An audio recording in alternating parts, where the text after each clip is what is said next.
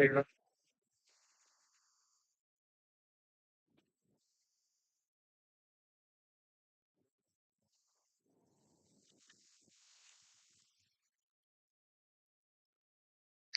بالله من الشيطان الرجيم. بسم الله.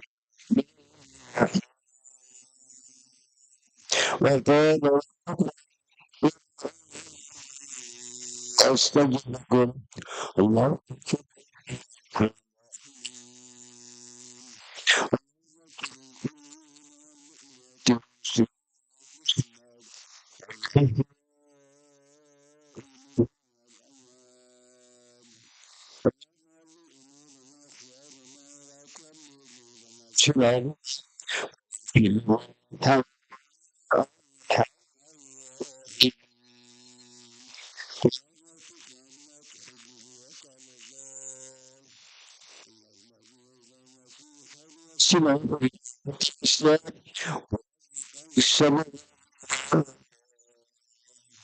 وصلى الله تعالى على فرسه في سيتم الحج.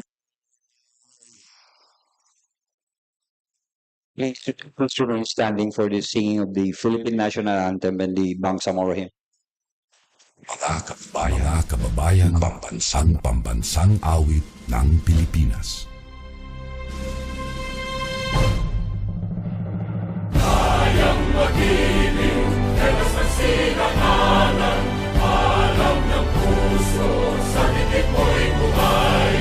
Lupang hinirang, kuya ka ng magiting, sa manlulupin, di ka pasisigil, sa nagagang tutok sa simoy at sa langit ng bangaw, ay hinagang tulakaw.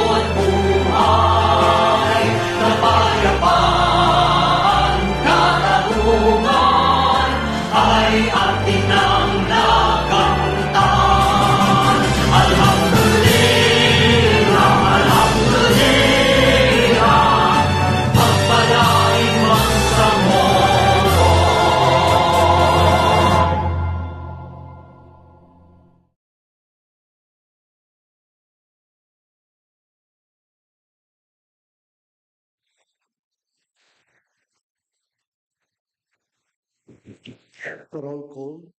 Honorable members of the BTA Parliament, Abbas Ahmad, Abbas Harun, Abbas Basid, Abu Mujib, Alamia Laisa, Alauden Mosber, Ali Ibrahim, Ali Lanang Jr., Ali Edi, Amuluto Suharto, Aminuddin Abdulaziz, Ambatuan Baintan, Aniatin Susana, Antaw Muhammad Kelly, Arnado Mary Ann, Asnawi Dan, Babaw Ali Muntaha, Balindong Pangalian, Kandaw Bay Maleha, Dilangalan Hashimi, Dumama Alba Shah Ilaiha, Ibrahim Ahod, Ismail Soharto, Estino Matarul, Gayak Abdullah, Gera Edward, Haji Abdullah Khalid, Hasim Abdullah,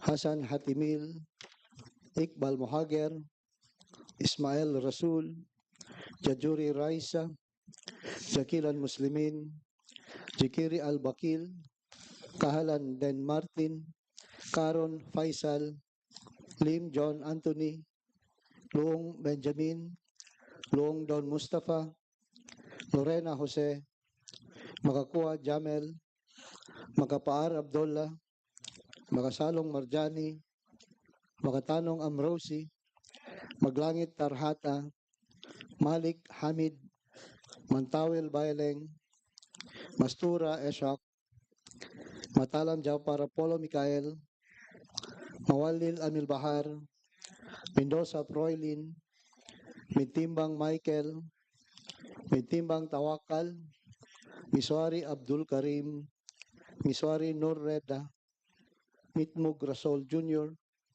Munoz Hussein, Oranon Suwaib, Pakasa Mobaida, Pak Abdul Wahab, Pangandaman Nabila Margarita, Parcasio Randolph, Piang Ramon Sr., Ramos Jamila, Salindab Said, Salik Ali, Sanki Ali, Sema Omar Yasser, Sema Romeo, Sheikh Said, Silongan Aida, Sinulinding Kadil Jr., Sulaiman Ali, Tago Paisalin, Tan Nabil, Usman Adspar, Uttu Basir, Uyoyod Siti Fahani, Yakub Muhammad. Bismillahirrahmanirrahim. Assalamualaikum warahmatullahi wabarakatuh. Mr. Speaker, with 43 members of the Parliament responded to the call, we therefore certify the presence of quorum. Thank you, Mr. Speaker. With 43 responding to the call of the Secretariat and with the certification of the Secretary General, our session for today, session number 84, is in order. Floor Leader. Assalamualaikum. Good afternoon, fellow members of the Parliament, and my courtesies to the presiding officer, our Deputy Speaker, Attorney Omar Sema, and our Deputy Chief Minister, Hatimil Hassan, and all members of the Parliament who are here. Mr. Speaker, before we move forward, may I request that we welcome and recognize our guests in the gallery, the guests of MP Eddie Ali from the International Organization for Migration, IOM Philippines. They are here to observe the plenary session. We have with us the head of BARM Sub-Office, IOM Philippines, Ms. Erina Yamashita. Ano ba? Okay. Welcome. We also have the National Peace Transition and Recovery Office of the IOM, Mr. Michael Dumamba.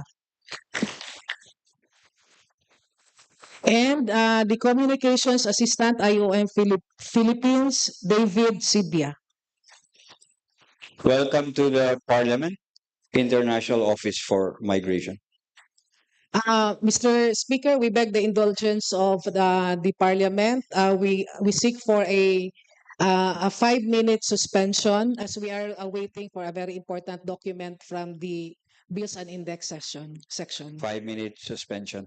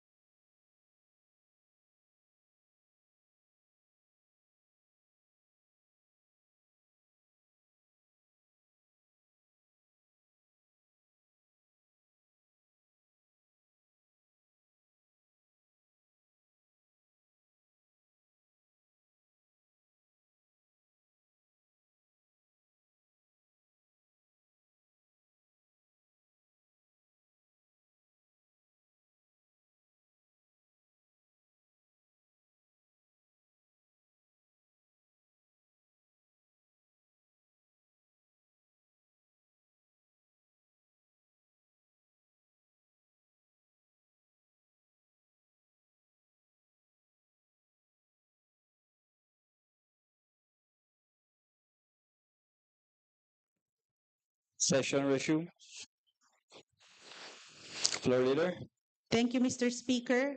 I would like to move that we amend the order of business to please include committee report number 131 in relation to proposed resolution number 565 entitled A Resolution Approving the Selection of Barangay Sarmiento, Municipality of Parang, Province of Maguindanao del Norte as the location for the Bangsamoro Government Center by the Committee on the Establishment of the Seat of Government of the BARM or CESG in its resolution number 1001 series of 2024 and committee report number 132 in relation to Parliament Bill numbers 270 and 281, an act providing for 7 days forfeitable bereavement leave privileges annually with pay to employees in the public and private sector within the Bangsamoro Autonomous Region in Muslim Mindanao. So moved, Mr. Speaker.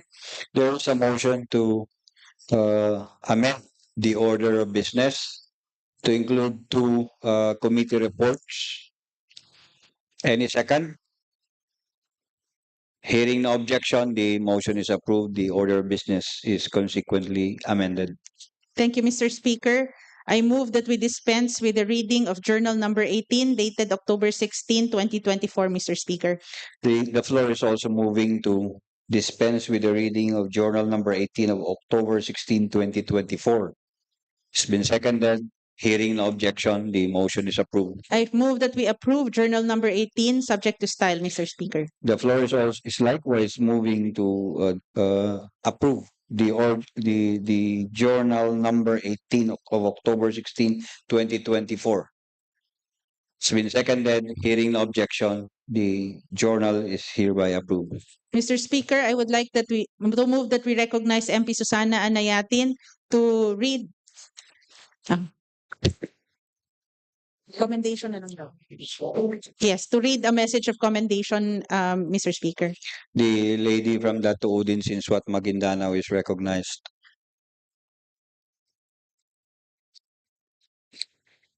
Good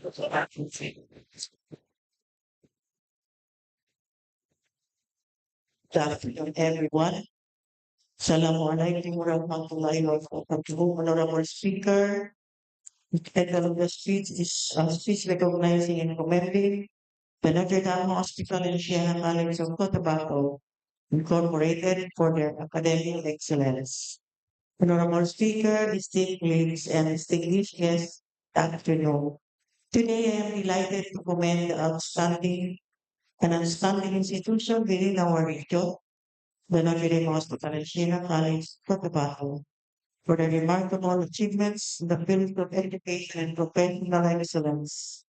The institution has consistently demonstrated a steadfast commitment to nurturing academic excellence and professional competence among its students. Over the years, it has produced top-notchers in various board examinations, truly a testament to its unwavering dedication, providing quality education and holistic development. This commitment has not only elevated the standards of education within our region, but has also brought honor and recognition to the Bangsamoro Autonomous Region in Muslim Mindanao. Mr. Speaker, most recently this institution achieved yet another academic milestone. For the first time, it has introduced a top one in the Education Technologies computer-based licensure examination in the person of Daniel Clay Devoma and Miss Devoma's examination.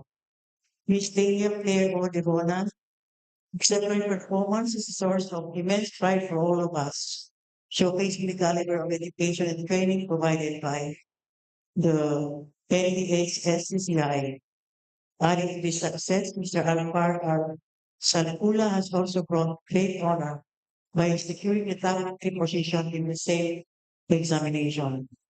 Their achievements, Mr. Speaker, are not only a reflection of their hard work and dedication, but also a testament to the relentless efforts of their mentors, the steadfast support of their families, and the strong foundation laid by their alma mater. Honorable Speaker, these accomplishments remind us of the boundless potential of our Bangsamoro youth when provided with the right opportunities, guidance, and support. They inspire us to continue advocating for accessible, high-quality education for all, which remains one of the cornerstones of our collective vision for a progressive and empowered Bangsamoro. On behalf of this august body, we extend our heartfelt congratulations to the top-notchers of the Notre Dame Hospital School of Midwifery, and we thank them for their tireless commitment to excellence and for being a guiding light, inspiration, and hope for the Bangsamoro people. Let us continue to celebrate and support institutions and individuals who exemplify excellence. They bring honor to our region. May their success inspire others to strive for greatness as we work together to build a bright future for the Bangsamoro. Once again, congratulations and mabuhay. Thank you, Mr. Speaker, and colleagues. Let's give a round of applause to the top-notchers of Notre Dame Hospital School of Midwifery. Congratulations. Floor leader? Thank you. Mr. Speaker, we move on to bills on first reading. We have one, BTA Parliament Bill number 346. May we request the Secretariat to please read the title, the name of the author, and the co-authors.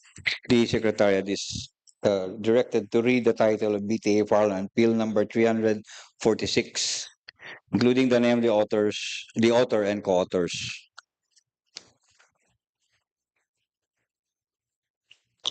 BTA Parliament Bill number 346 entitled An Act Establishing Trade and Tourism Centers in Cotabato City, Lamitan City, Marawi City, Hulu, Sulu, and Bongao, Tawi-tawi, and providing funds therefore. Author, Member of Parliament John Anthony Lim. Co-authors, Members of Parliament Nabil Tan, Jose Lorena, and Paisalin Tago. Mr. Speaker, I would like to notify and inform the members of the Parliament that this is a private member bill. Should they wish to be co-authors, they can fill in the form that has been provided to them, Mr. Speaker. What is next in the order of business? Thank you, Mr. Speaker. Next is proposed resolution number 657. May we request the Secretariat to please read the title, the name of the author, and the co-authors. The Secretariat is directed to read the title of proposed resolution number 657, including the name, the authors, and co-authors. Proposed resolution number 657 entitled Resolution Creating a Parliamentary Review and Styling Committee, thereby amending Section 4, Rule number 12 of the approved Resolution number 268, or the resolution providing for rules, procedures, and practices of the Bangsamoro Transition Authority Parliament. Author, Member of Parliament Maintan Nabatuan. Co-authors, Members of Parliament Don Mustafa Long, Rasul Ismail, Rasol Mitmug Jr., Laisa Lamia, Amil Bahar Mawalil, Suarto Buludto, Tawakal Mitimbang, Japar Apollo Mikael Matalam, Michael Mitimbang, Siti Pahani Uyoyod, Khalid Haji Abdullah, and Basir Utu. Mr. Speaker, I move that we treat proposed resolution, I move that we refer proposed resolution number 657 to the Committee on Rules. Floor is moving to refer PR number 657 to the Committee on Rules. It's been seconded. Hearing no objection, the motion is approved. Next, Mr. Speaker, is proposed resolution number 659. May we request the Secretariat to please read the title, the name of the author, names of the authors and the co-authors. The Secretariat is directed to read the title of proposed resolution number 659, including the name of the authors and co-authors. Proposed resolution number 659 entitled The Resolution Honoring and Paying Tribute to Former Senator Dr. Santanina Nina Tila Rasul for her exemplary contribution to women empowerment, the peace process, and autonomy, and encouraging the continuation of her advocacy for reducing adult illiteracy in the Bangsamoro Autonomous Region in Muslim Mindanao. Authors, Members of Parliament Jamila Ramos, Peggy Ani, Tingil Hassan, and Susana Anayatin. Co-authors, Members of Parliament Ali Muntahababaw, Dan Martin Kahalan, Tarhata Maglangit, Laisa Lamia, Ibrahim Ali, Basit Abbas, Abdul Karim Miswari, and Nurreda Miswari. Mr. Speaker, I move that we treat proposed resolution number 659 as a simple resolution. The floor is simple resolution. Yes, Mr. The floor is moving to treat PR number 659 to a simple resolution. It's been seconded. The motion is approved. Mr. Speaker, I move that we recognize MP Jamila Ramos to speak a few words about the resolution. The lady from the SGA, Lanao del Sur and Cotabat and Maguindanao del Norte is recognized. أعوذ بالله من الشيطان الرجيم بسم الله الرحمن الرحيم السلام عليكم ورحمة الله تعالى وبركاته. To our good Chief Minister Ahod Balawag Ibrahim, Parliament Speaker Attorney Pangalian Balintong, to my fellow members of Parliament, sa ating pong mga kasama, bisita at viewers sa ating live session, isang magandang hapon po sa ating lahat. Mr. Speaker, narito po ako bilang isa sa pangunahing may akda ng PR number 659 entitled A Resolution Honoring and Paying Tribute to Former Senator Dr. Santanina Nina Tila Rasul for her exemplary contributions to women empowerment, the peace process, and autonomy, and encouraging the continuation of her advocacy for reducing adult illiteracy in the Bangsamoro Autonomous Region in Mindanao. It is with equal intent, Mr. Speaker, to send our deepest condolences to the bereaved family of former Senator Dr. Santanina Tila Rasul. Last November 28, 2024, at the age of 94, former Senator Nina Rasul passed away and returned to the mercy of the Almighty Allah subhanahu wa ta'ala. It was indeed a sorrowful day for many, especially for the Bangsamoro community, as we lost a great leader whose legacy continues to inspire generations. Gusto ko pong kunin ang pagkakataon nito, Mr. Speaker, upang ibahagi sa inyo ang mga naging mahalagang contribution ni former Senator Nina Rasul sa ating bansa, lalo na sa rehiyong Bangsamoro. Former Senator Nina Rasul was born on September 14, 1930 in Siasi, Sulu. Sa murang edad pa lang, pinakita na po nito ang kanyang talino at dedikasyon sa edukasyon bilang valedictorian ng kanyang classes sa elementary at high school. She earned her Bachelor of Arts in Political Science degree with a Latin award as cum laude from the University of the Philippines in 1952, obtained a master's degree in National Security Administration from the National College Defense of the Philippines in 1976, and eventually completed her doctoral units in public administration at the University of the Philippines in 1978.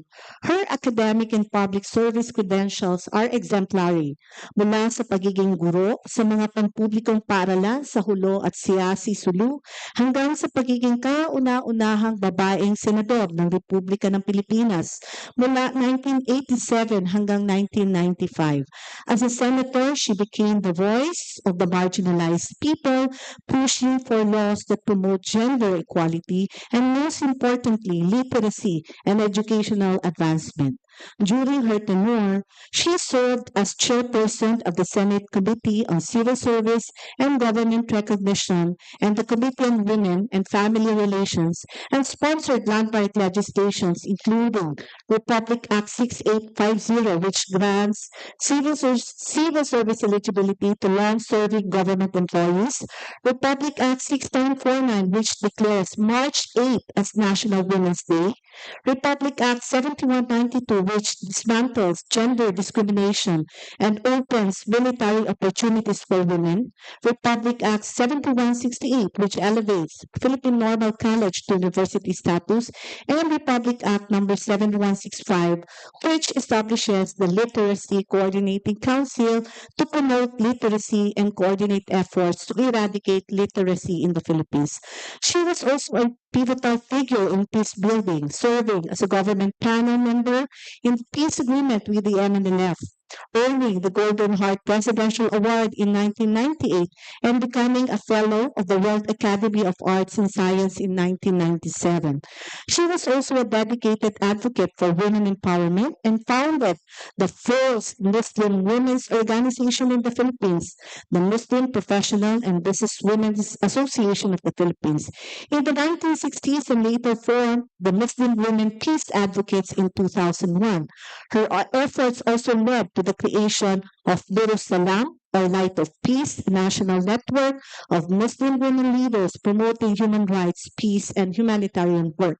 Mr. Speaker, isa po sa pinakamalaking at pinakamahalagang legacy niya ay ang kanyang pagsulong ng literacy and education. She was the principal author of RA 7165 or an act creating the Literacy Coordinating Council, a law that was passed to ensure that there is a body that will provide policy direction for literacy promotion in the Philippines. It is created as a national policy-making, advisory, and coordinating body that provides overall policy and program direction to eradicate illiteracy in our country.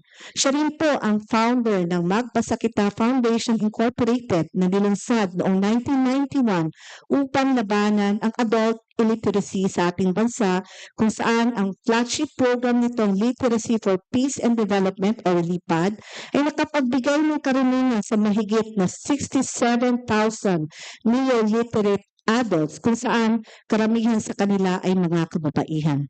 Dahil dito, siya ay nakatanggap ng global recognition kung saan siya ay kinilala ng UNESCO bilang Honorary Ambassador for Literacy noong International Literacy Year in 1990.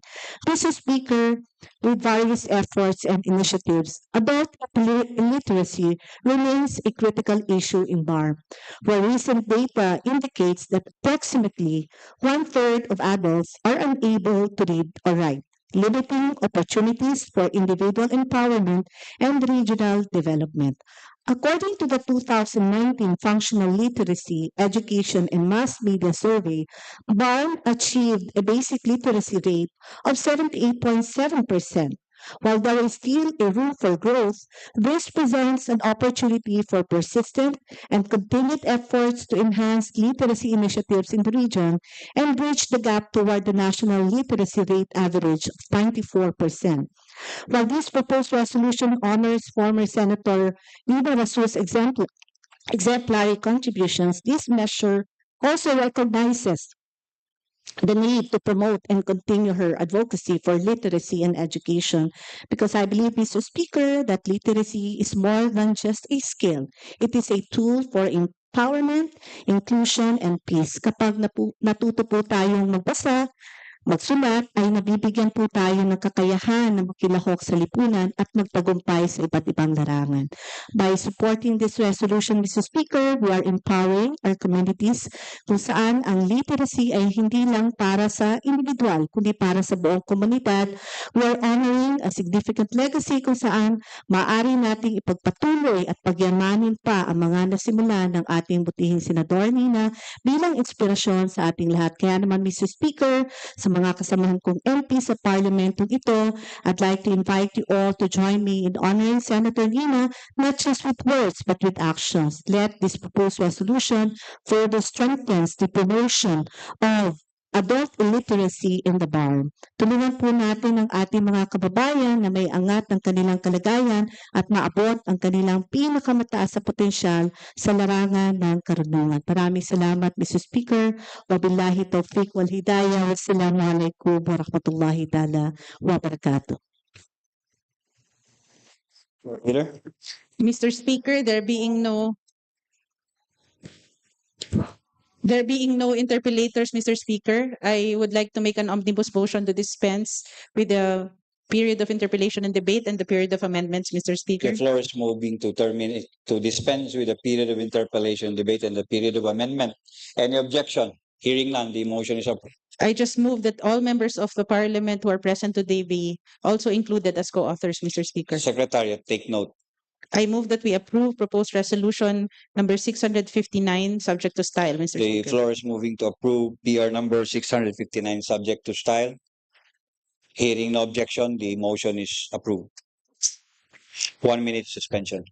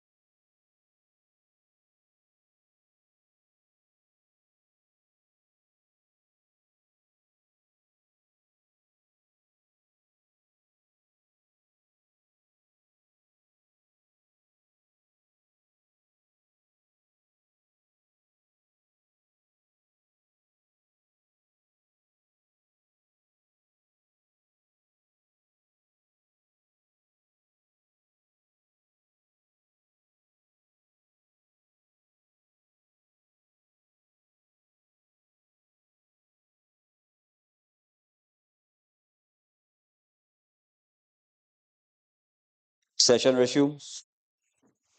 Floor leader. Next, Mr. Speaker, is proposed resolution number 674. May we request the Secretariat to please read the title, the names of the authors and the co-authors. The Secretariat, please read, you're directed to read PR number 674, including the name of the authors and co-authors. Proposed resolution number 674 entitled a resolution urging the Bangsamoro Disaster Risk Reduction and Management Council to develop a roadmap for the Bangsamoro Adaptation Plan, ensuring its integration into the Disaster Risk Reduction and Management Plan and or to localize the National Adaptation Plan for the Bangsamoro Autonomous Region in Muslim Mindanao.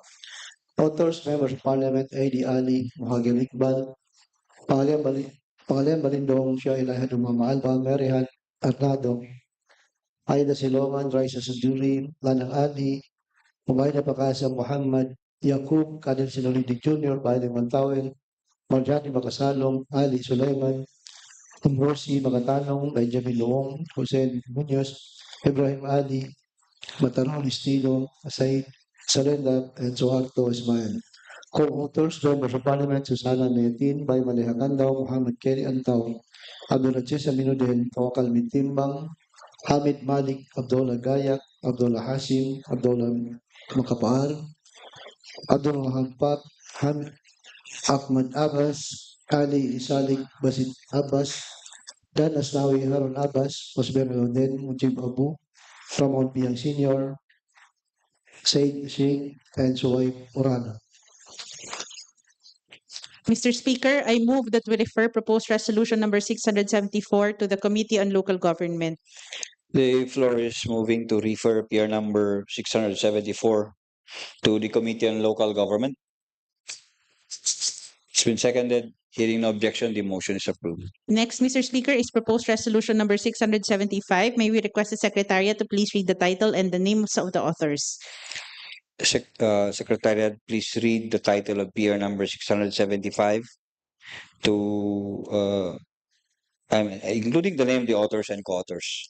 Proposed resolution number 675 entitled a resolution directing all officials, employees, and other workers within the Bangsamoro Autonomous Region in Muslim Mindanao and its local government units to wear traditional attire representing the various ethnicities and tribes that constitute the Bangsamoro identity during the Bangsamoro Foundation Day celebration and other culturally related holidays of the bar. Authors, Members of Parliament, Bahagir Iqbal, Aida Siloman, Shah Ilaha Dumama Alba, Eddie Ali, Marian Arnado, and Baileng Matawel. Mr. Speaker, I move that we treat proposed resolution number 675 as a simple resolution. Any objection to the motion to treat PR number 675 as simple resolution? Hearing none, the motion is approved. Mr. Speaker, may we recognize MP Eddie Ali? The gentleman from Tawi-Tawi is recognized.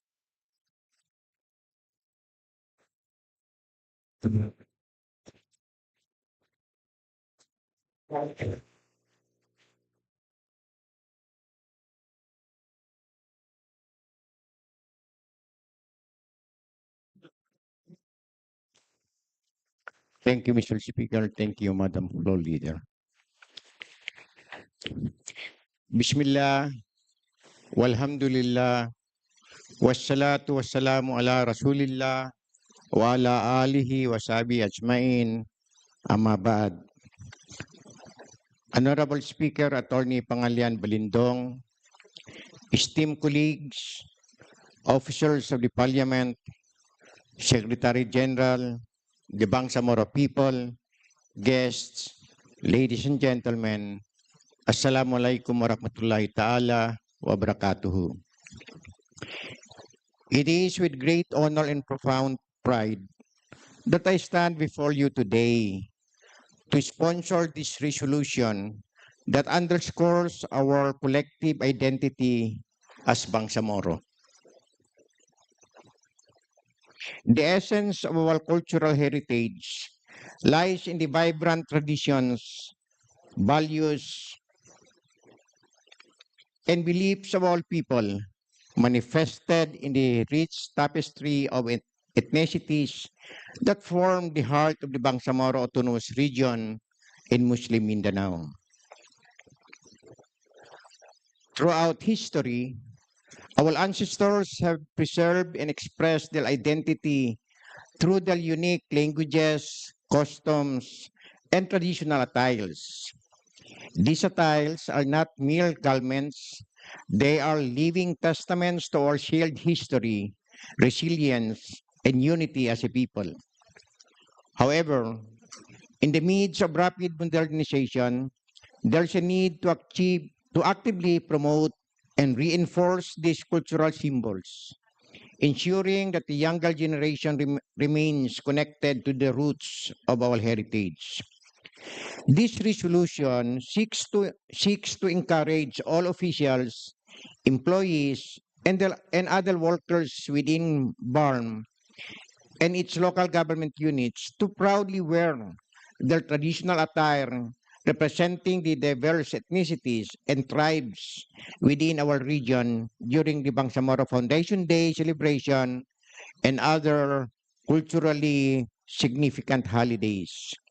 By doing so, we not only foster a deeper sense of identity, but also cultivate respect and appreciation for the various indigenous and Muslim groups that constitute the Bangsamoro people.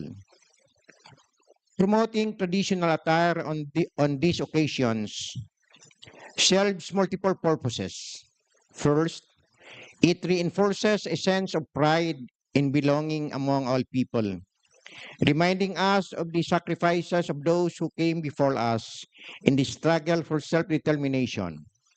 Second, it serves as an avenue for cultural education, allowing us to showcase and celebrate our diversity to the younger generation and the rest of the nation. Lastly, it strengthens social cohesion by creating a visual representation of unity amidst diversity, fostering solidarity among the different ethnic groups within our region. Honorable colleagues, cultural preservation is not just about remembering the past. It is about keeping it alive in our present and ensuring its continuity in the future. This resolution is a step toward institutionalizing cultural appreciation in our government institutions, making it a regular and visible part of our celebrations and public affairs. With that, I earnestly seek your support in the approval and adoption of this resolution. Let us take this opportunity to reaffirm our commitment to the preservation of Bangsamoro culture and heritage. Let us wear our traditional attire with pride, recognizing that in doing so, we are not only honoring our ancestors, but also forging a stronger and more unified Bangsamoro for generations to come. Wabillahi taufiq wal hidayah. Wassalamualaikum warahmatullahi ta'ala wabarakatuh. Floor leader, are there interpellators? Yes, Mr. Speaker, I move that we open the period of interpellation and debate. There's a motion to open the period of interpellation debate. It's been seconded. The motion is approved. May we recognize MP Baintan Ampatuan, Mr. The Speaker. lady from Maguindano del Norte is recognized.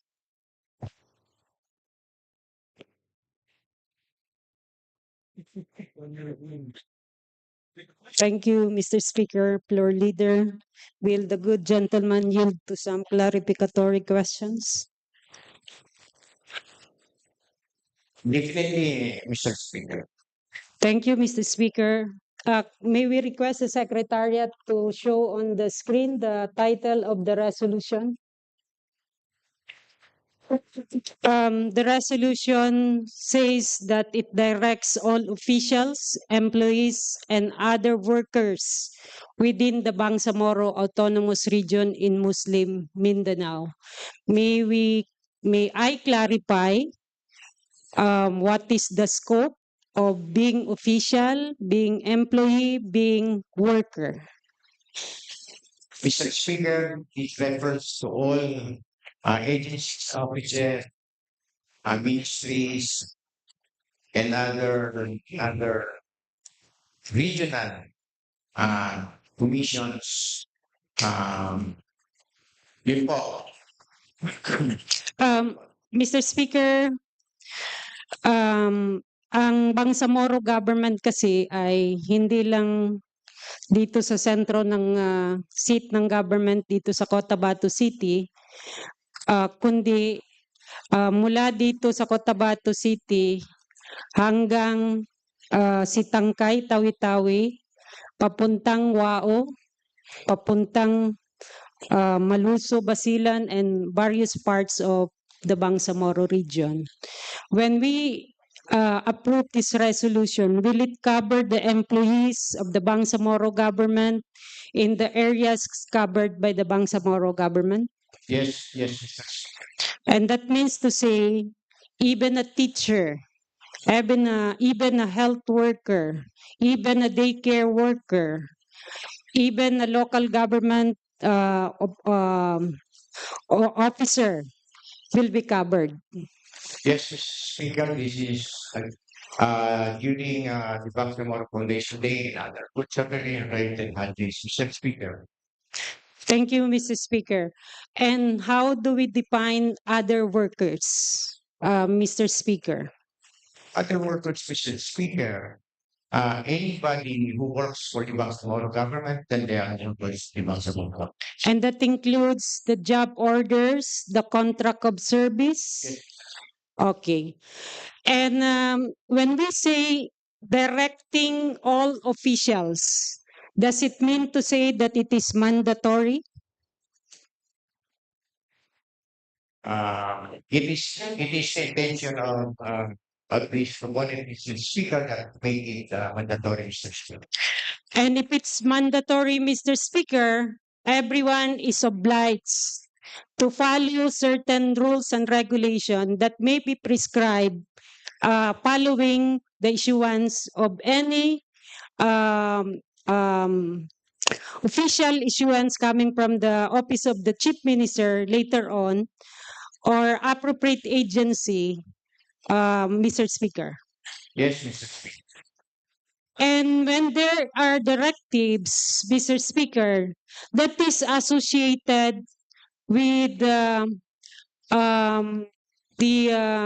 obligation of the employees and workers of the Bangsamoro to follow. Yes. And if they will not follow, what will be the consequences? For me, Mr. Speaker, if you don't follow a directive, then the conscience will be. It depends on your conscience, Mr. Speaker. If you don't try to follow a directive or a higher ministry. Mr. Speaker, if it's an obligation and you do not follow, it's not the conscience that is that is violated. It's the order that is being violated, right? Right. And in this case, Mr. Speaker, once you mandate a specific employee, that means to say he or she has to shell out some amount in order to buy the required cultural attire, Mr. Speaker. If we may just yes, Mr. Speaker. But Let me continue. Many of us, Mr. Speaker, have our own cultural attire without even referring to Mr. Mr. Speaker, when we attend some occasions, normally we don't wear the usual one.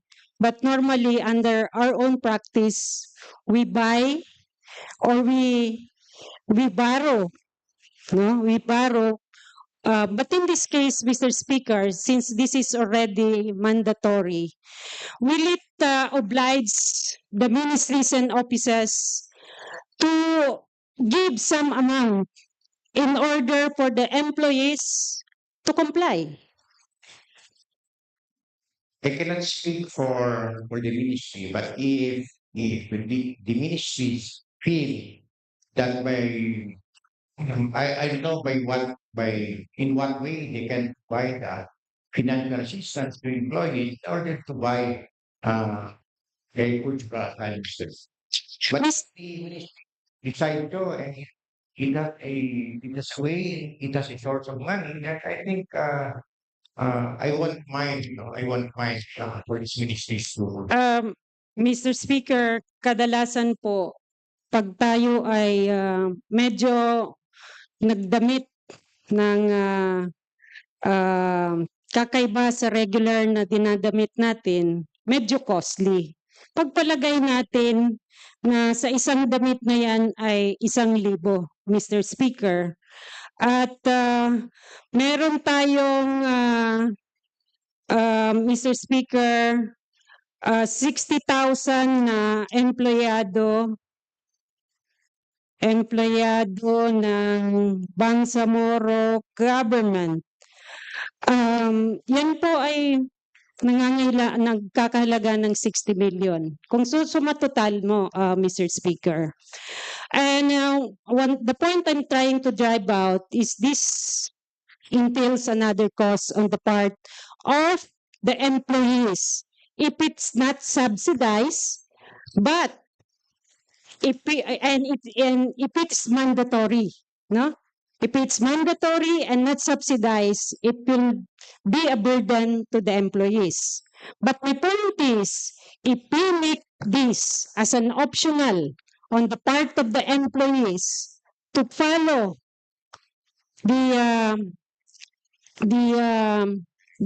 directive of the ministry offices where they belong, that will become not burden to the employees. So my suggestion, Mr. Speaker, is while we want all or everybody to wear their cultural attire, but not all of the employees, especially the job orders, especially the contract of service, can afford it.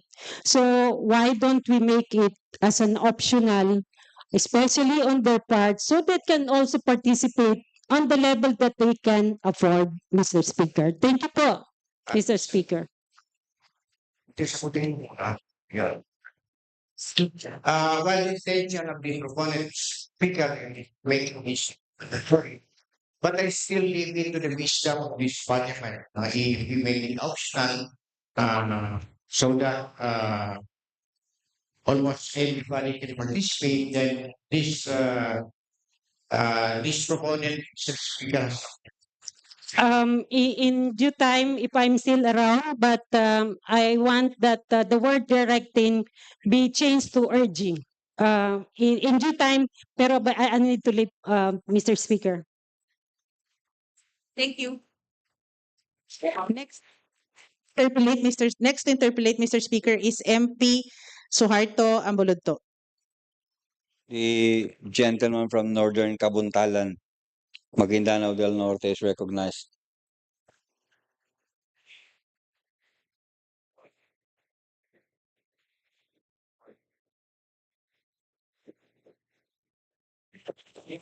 thank you.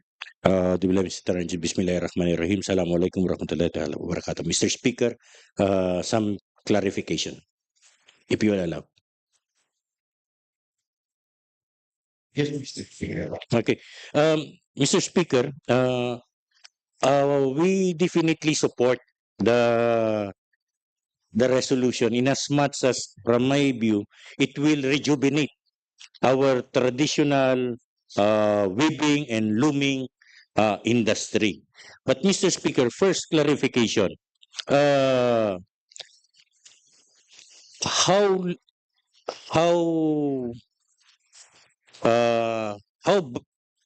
vibrant are the looming industries in each of our ethno-linguistic groups that can be capable of supporting the rejuvenation of our traditional weaving industry. When you talk about how vibrant, For instance, Mr. Speaker, if I may at least be specify, for instance, in tawi-tawi, how many tons of woven materials can be produced every month or every year. In as much as if we would look at this, for instance, on our employees alone, our teachers alone around 30,000. So basically, including our other ministries' regular employees, we're talking about around 50,000 people. And then basically an average of 10,000 per province. That is not that is still not including the employees of our provinces, cities, and barangays, including our barangay health workers, barangay nutrition scholars, barangay public BPAT at that matter. So, yung supply side ng industry na ito, yun po yung ating gustong makita kung kumusta na po sila. Alam niyo po, without this nakikita naman po natin na pagdating po doon sa mga paggamit ng ating mga cultural attire, except during weddings, yung ang mga kababaihan natin, ito ng mga kalalakihan na gumagamit ng mga cultural attire. But, kundi po sa mga wedding, paminsan-minsan during celebration ng Foundation Day, ini-encourage din po, halimbawa sa tawi-tawi, during our founding anniversary, nakikita ko naman natin, halos lahat ay gumagamit ng sariling cultural attire natin. How vibrant! Alam niyo po, pag hindi natin i-promote, hindi natin i-encourage ang pagsuot ng ating cultural attire, then definitely po, hindi magiging vibrant. Okay? Kasi, sino-sino lang po ang gumagamit ng kaunti lang po. But if we allow, kaya nga ginamit namin ng word directly, so that everybody, na gagamit ng mga ito. Okay?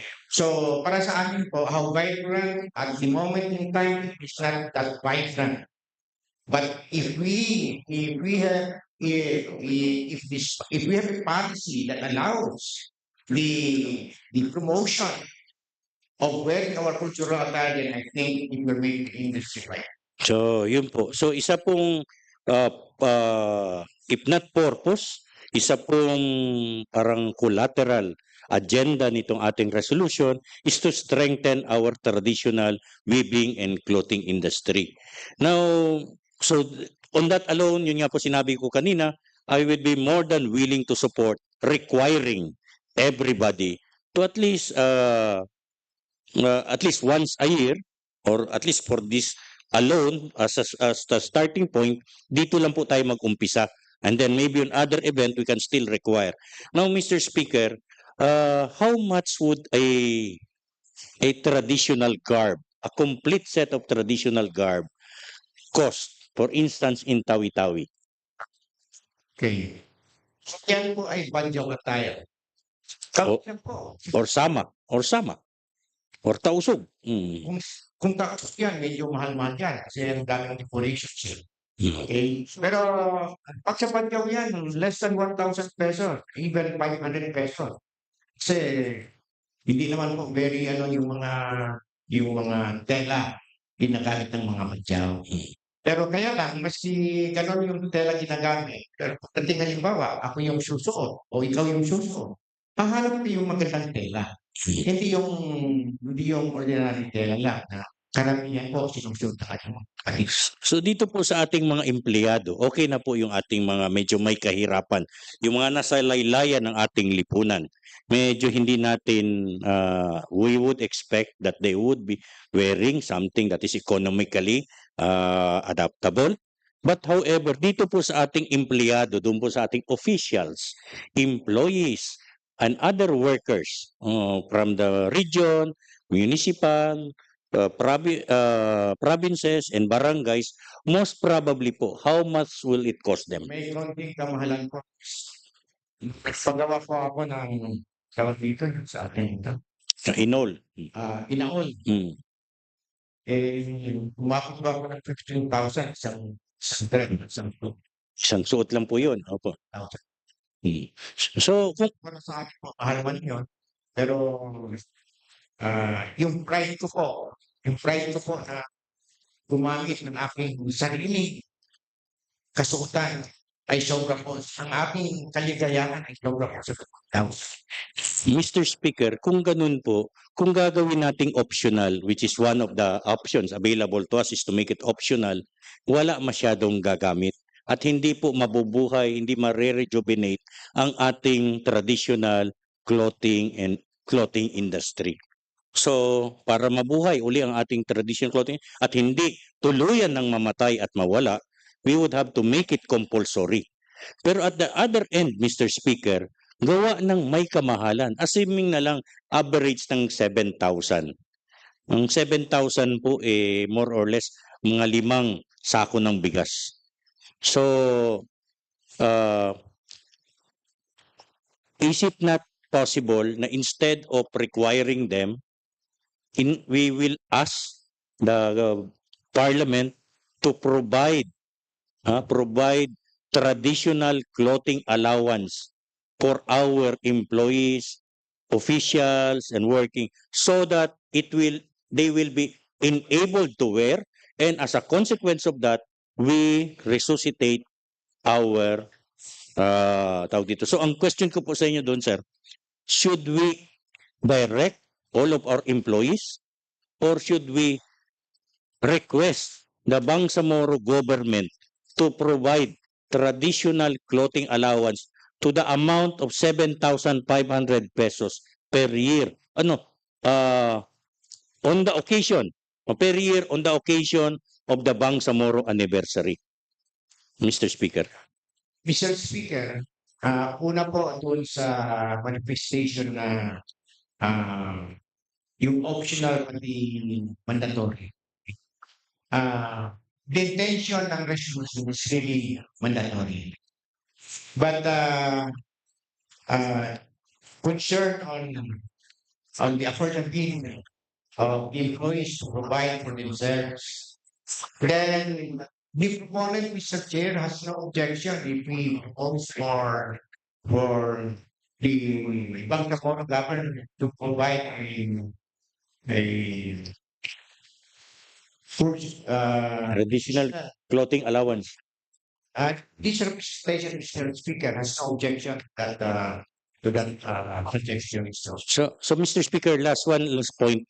Mr. Speaker, so instead of a resolution directing all of our employees, would you be amenable and at the appropriate time, just consider it, that we instead redirect our resolution to the Parliament itself to include in the budget for 2026 and succeed in years thereafter for a provision for a traditional clothing allowance to be used for purposes of the Bangsamoro founding anniversary.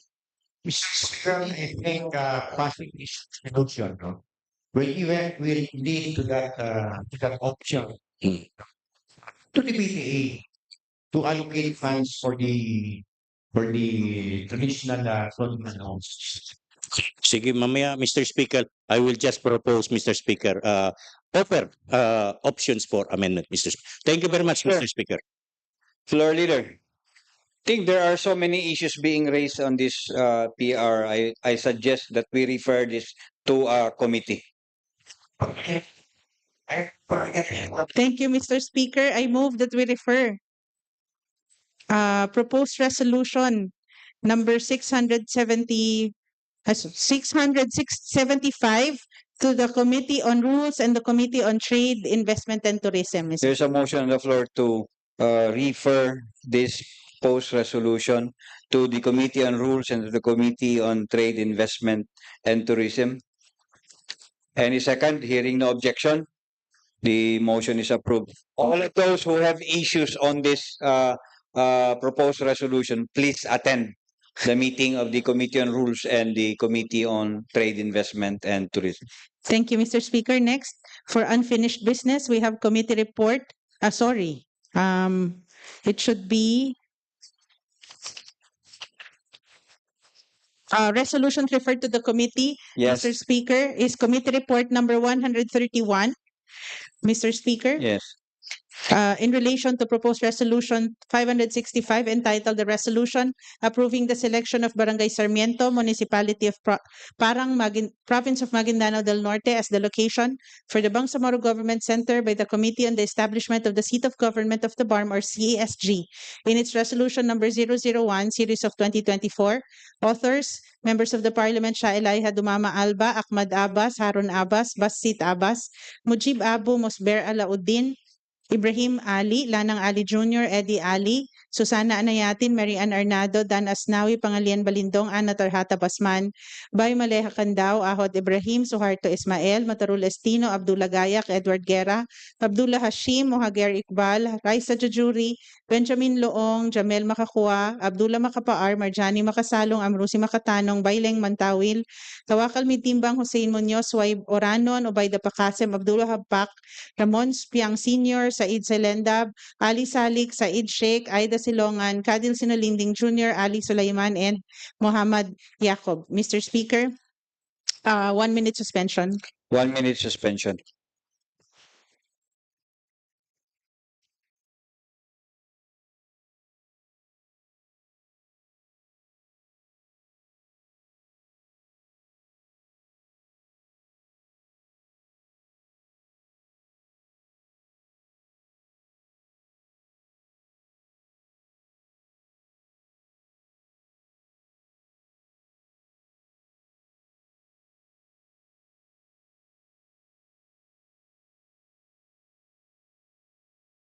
The Committee on Rules, particularly our floor leader, will render the report. So may I move to recognize her, MP Laiha Alba, Mr. Speaker. The chair of the Committee on Rules is recognized.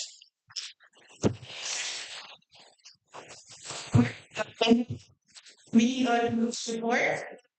On June 19, 2023, Parliament enacted Bangsamoro Autonomy Act number 37, otherwise known as the Seat of Government Act 2023, transferring the seat of government from Masakal City to the municipality of Maguindanao del Norte, amending Book 1, Chapter 2, Section 9, Back number 13 of the Bangsamoro Administration. Pursuant to the provisions of that 7. The Committee on the Establishment of the Seat of Government of the Farm was created towards the establishment of the seat of government in the municipality of Parang, Maguindanao del Norte. As part of its functions, the CESD staff with the identification of the specific site and area of the government center subject to the approval of the Bangsamoro Parliament. Parliament Resolution number 565 was filed May 6, 2024, and referred to the Committee on Rules on May 20, 2020. The identification of the location of the specific site is crucial to the establishment of the permanent seat of government of the park. Since the taxation period is approaching its conclusion, it is likewise crucial to lay the foundations for the coming development. The Committee on Rules first discussed Parliament Resolution number 565 on September 14, 2024, during its 27th committee meeting. To shed light on the purposes of the proposed resolution and provide updates of the work of the CSG, the Committee on Rules invited Engineer Mohammed PI, Foreign Deputy Senior Minister, and Director General of the Council for Planning and Development Authority, representing the Committee and the establishment of the seat of government, present updates inside the field of the discussion.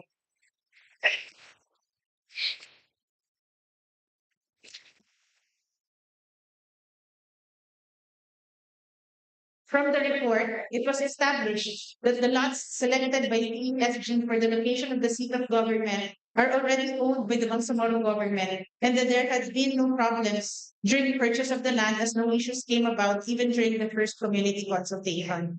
This dispensed with the need to negotiate, considering that the property is within the municipality of Parang, consistent with the law, although the barangay is not provided.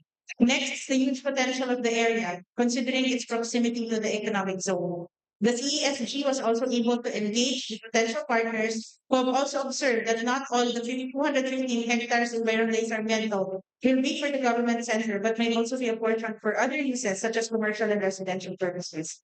The fittest spot for the government buildings will be identified in the master plan. The CESG obtained the endorsement of the community in the area, where the community expressed their happiness that the area will be the site of the Bangsamoro government seat of government. which would allow the community and the municipality to grow.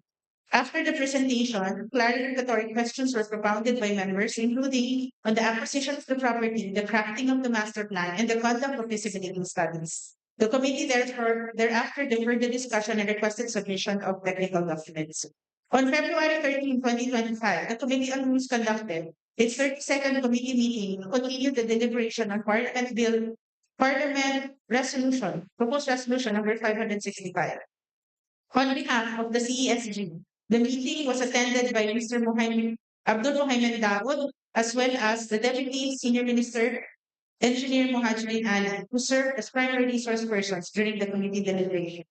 Among others, the discussion zoned in on the transparency in the acquisition of the subject property and the due diligence exercised in the process of acquisition.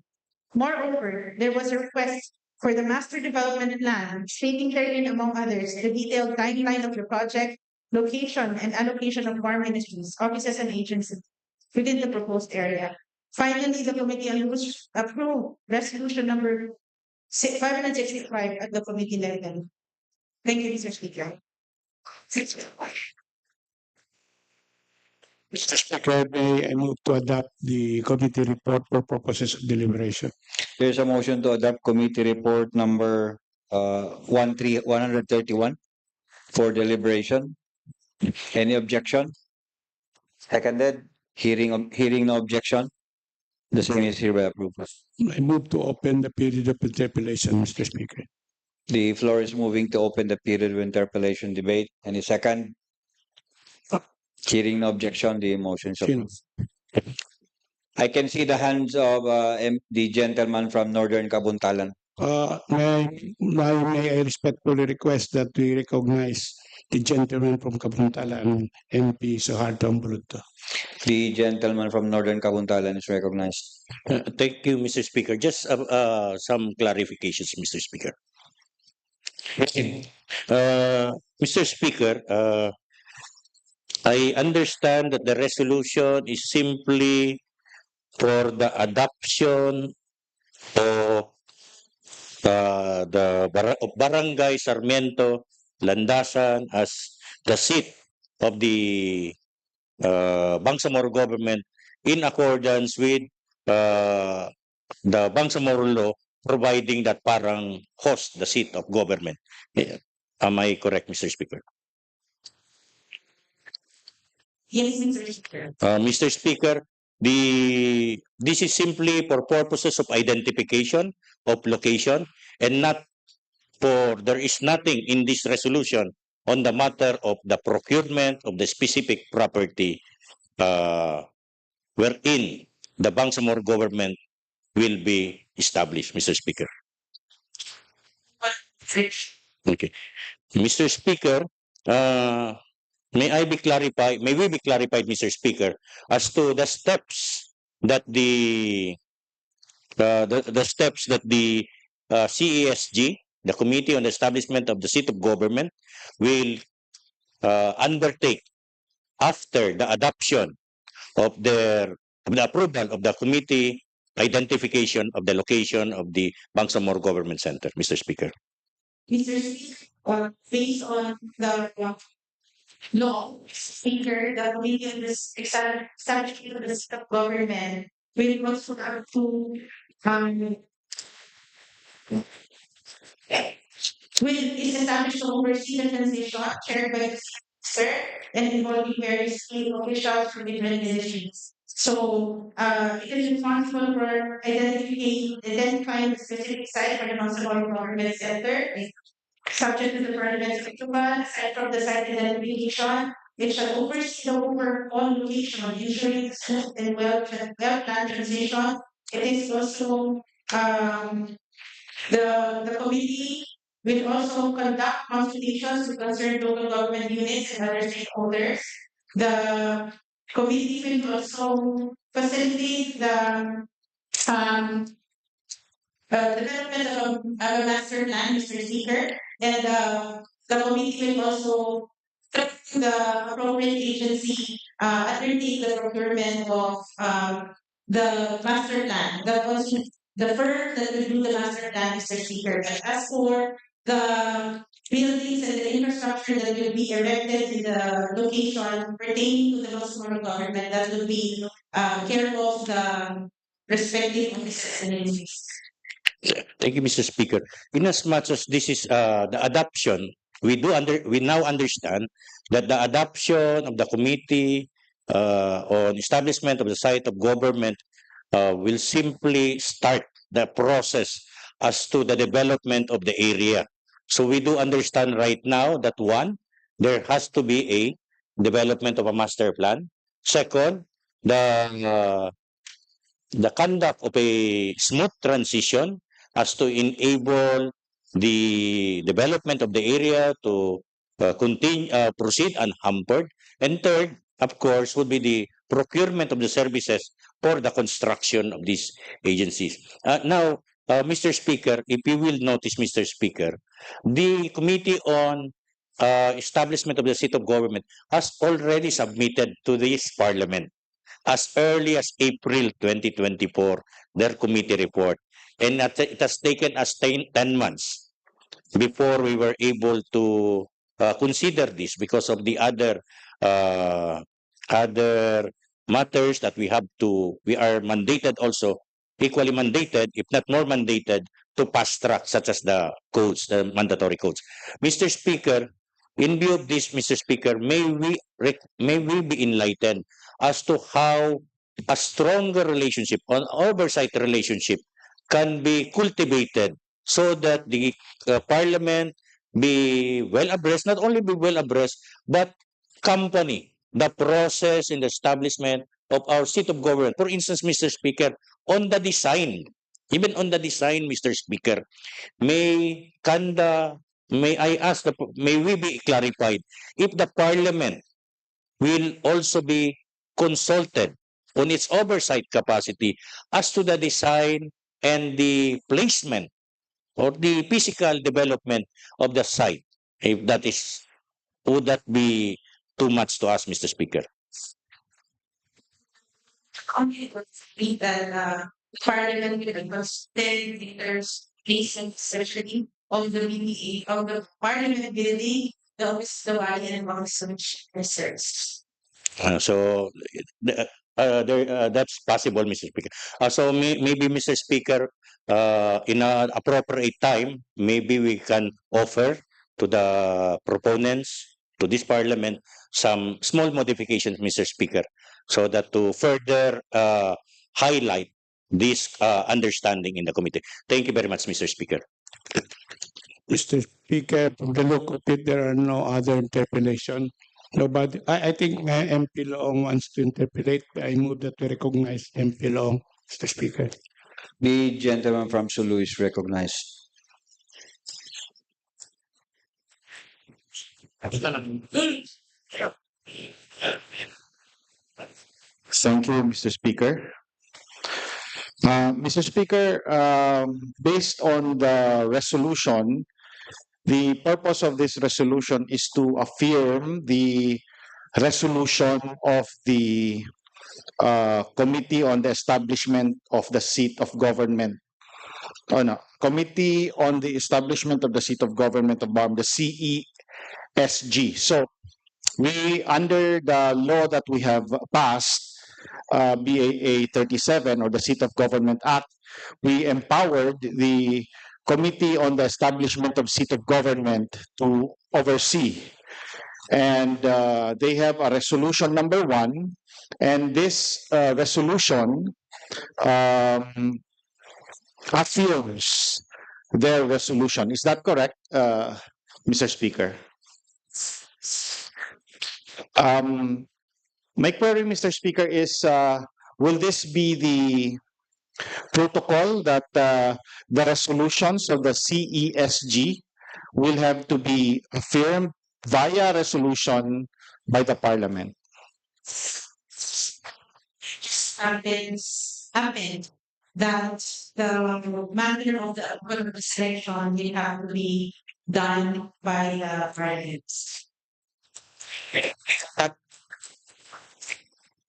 MP Loong. So the question is, we are implying from your answer that the CESG is functus officio the moment we approve this already? Not yet.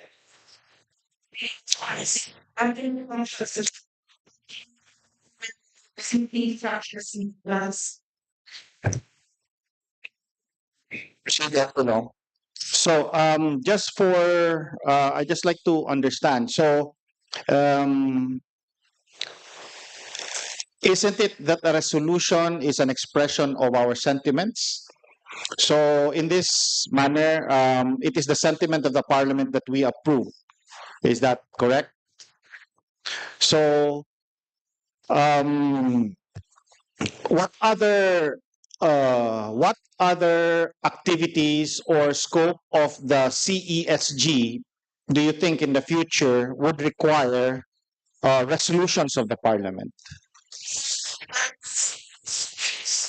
For resolution procedure, but as I mentioned earlier, consultations in terms of the placement of the buildings, Mr. Speaker, and even the design probably of the Parliament building itself. Another question, Mr. Speaker, is we are approving the Barangay Sarmiento in the municipality of Parang as the seat which was endorsed by the CSG. Why? Is there an alternative venue or area? Still no available documents that could be suitable for the seat of government. And the committee has identified this particular barangay in Sarmiento and Lasa Research, where the Bangsamoro government has an existing property. Mr. Speaker, we are happy that this resolution already reached the Parliament and that this is already moving and that the committee is already functioning. If I remember, Bangsamoro Autonomy Act 37 provided 50 million a year for the committee to function. I don't know if this would be related, but had that already been used so that the work for the master plan and all other things that will expedite this is already moving? But there is provision in the GAM 2024 that any amount, the amount will be valid for 2 years or until 2025. We can still utilize that. So, Mr. Speaker, is it then that this resolution is a condition precedent to the start of the master plan? And wouldn't it have been easier that for our decision to approve it, that there were some overview that we could show the cost benefit of this area, the advantages as regards geographic aspects before we finalize that we should have it in Sarmiento, because the committee had been there for a year, and any general pre-feasibility would have been helpful so that the Parliament will be apprised on fully supporting the resolution. During the committee meeting in September 2024, specifically presenting the topography, the area, the pros and cons, Mr. Speaker, and ways forward, Mr. Speaker. And it's also included in the committee. I saw the land profile, Mr. Speaker, and there are, I think, like 30 lots subdivided. Is that included, aside from the two major lots? This has been collectively included, Mr. Speaker. Yes. Well, in addition, Mr. Speaker, is there a general timeline that we're looking at? If assuming that we approve this resolution, what are the timelines of the committee How long will this take? Will it take 2 years, 3 years, 5 years? Just to give us an idea of this government center. It was raised during the last committee meeting that a timeline should be set, but even the procurement will have to take time, Mr. Speaker, considering um, the recent developments in our politics, Mr. Speaker. But we are looking at a range of between 2 to 5 years, perhaps, Mr. Speaker. Um, that is just for procurement. Mr. Speaker, at least the development already, Mr. Speaker. So the proposed Parliament building will also be in this area, Mr. Speaker. That is correct, Mr. Speaker. Okay. Lastly, Mr. Speaker, we know that land issues are very crucial. Is this area already fenced, or just to be sure that there are no oppositors or counterclaims by the public? Sir Speaker, I also talked with the Minister of Public Works, and he has informed me that the lot has no oppositors. There's just a portion, around less than 9 hectares portion there that is being claimed by a family but cannot present any evidentiary proof of ownership. But all in all, Mr. Speaker, it has been fenced with a barbed wire, not really fenced, but barbed wire, and it is clean with no settlers inside, Mr. Speaker. Yes, Mr. Speaker. Perhaps if it is already owned by the Bangsamoro, that proper tarpaulin showing the public that these are owned by the Bangsamoro, so that there is an open announcement to the public, so that counterclaimants, because it would be hard that we would, for example, it says here 200 hectares, and as you had mentioned that there are issues on the 9 hectares, and sometimes land issues come when you start building the fence or when you start mobilizing. Well, anyway, those are just my points, Mr. Speaker. Thank you very much. Floor Leader. Mr. Speaker, see no hand. Of course, my good friend, our Deputy Speaker and Deputy Chief Minister, the gentleman from Basilan, Timmy Hassan. Mr. Speaker, I welcome that again. Gentleman from Basilan, Hatimil Hassan is recognized. Thank you, Mr. Speaker. I have just a short comment regarding the name of the barangay that we are going to place or build our capital. Mr. Speaker, sa amin sa Basilan, we decided to transfer the seat of the provincial government from Isabela City to Barangay Santa Clara in Clamitan City. Mr. Speaker, ang Santa Clara is a place in the United States, in California, na naging headquarters ng isang lumber company na that exploited the forest product ng Basilan.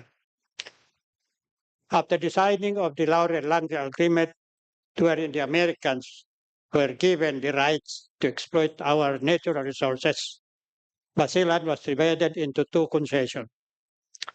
The western part of Basilan was given to the American Lumber Company, which they called as the Santa Clara Lumber Company, wherein the eastern part of Basilan was given to Western Mindanao Lumber Company owned by the Antoninos. Mr. Chair, Mr. Speaker, I understand Antonino Sarmiento was one of those personalities or companies that came down to Mindanao to exploit and use our forest product. That's why that area was named as Barangay Sarmiento, Mr. Speaker. So I would like to manifest that in the period of amendment, Mr. Speaker, I'd like to change the name Barangay Sarmiento to the founder that established the Mindanao Independence Movement to Datu to Matalam, Mr. Chairman, Mr. Speaker. Thank you, Mr. Speaker.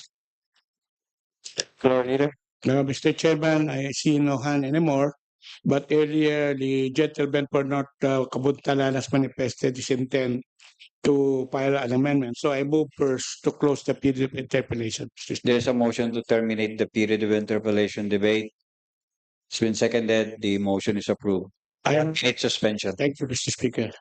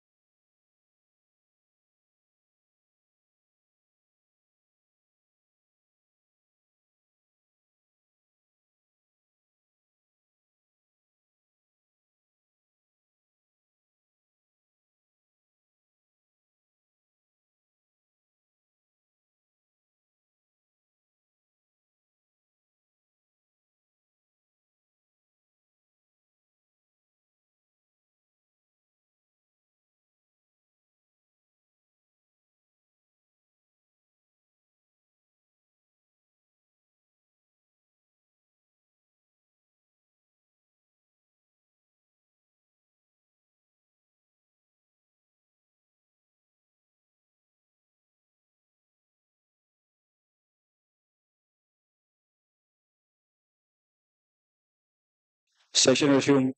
Mr. Speaker, we have, as manifested earlier by the gentleman from North Kabuntalan, he has some amendments to be submitted. So may we recognize the gentleman from Kabuntalan? No, we open the period of amendment first. Yes, we open the period of amendment, Mr. Speaker. There's a motion from the floor to open the period of amendment.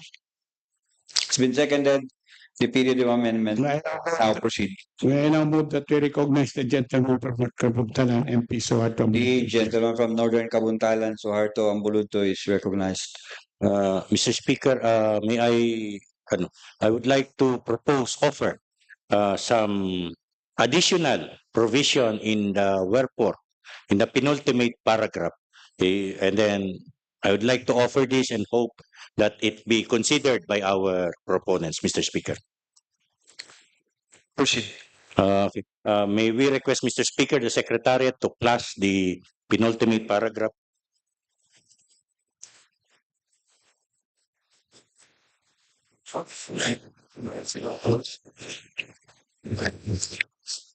Yes.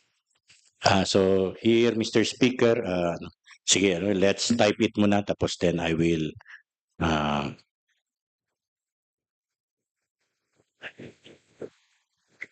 so here, Mr. Speaker, the first additional provision is that providing that it is resolved further that the Bangsamoro Parliament shall continue its oversight over the implementation of Bangsamoro Autonomy Act number 37, also known as the Seat of Government of 2023.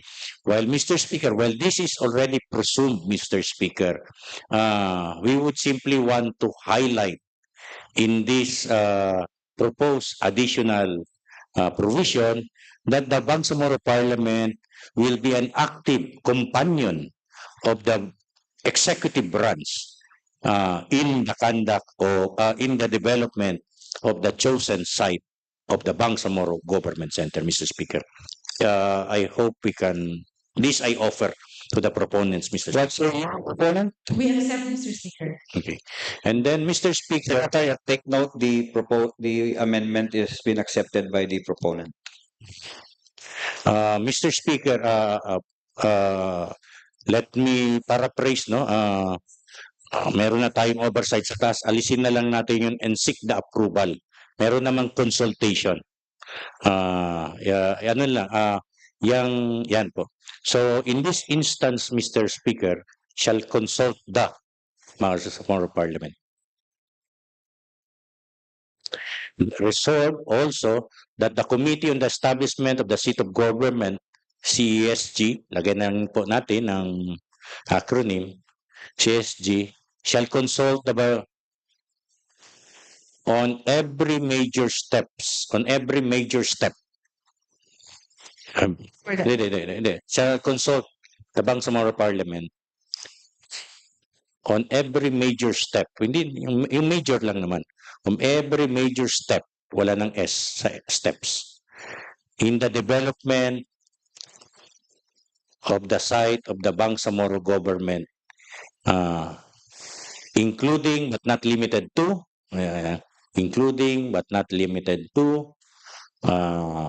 the adoption of the Master Development Plan, ADO, PTAON, adoption of the Master Development Plan, and okay, andun na po yung major Master Development Plan and the architectural design